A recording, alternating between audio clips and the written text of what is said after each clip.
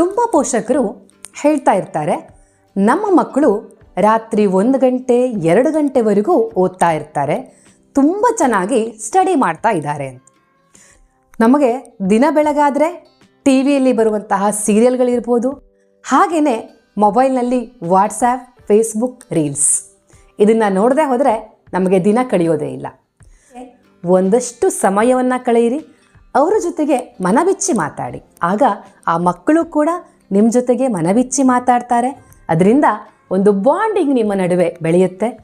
ಆ ಸಮಯದಲ್ಲಿ ನೀವು ಅವರಲ್ಲಿ ಕಾನ್ಫಿಡೆನ್ಸನ್ನು ತುಂಬಿ, ಜೊತೆಗೆ ಪರೀಕ್ಷಾ ಭಯವನ್ನು ನಿಮ್ಮ ಕೈಯಲ್ಲಿ ಆದಷ್ಟು ದೂರ ಮಾಡಿಸಿ.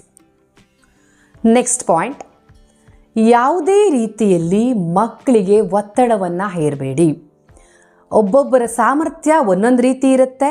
ಅವರ ಸಾಮರ್ಥ್ಯಕ್ಕೆ ತಕ್ಕಂತೆ ಅವರು ಅಂಕವನ್ನು ಗಳಿಸಲಿ.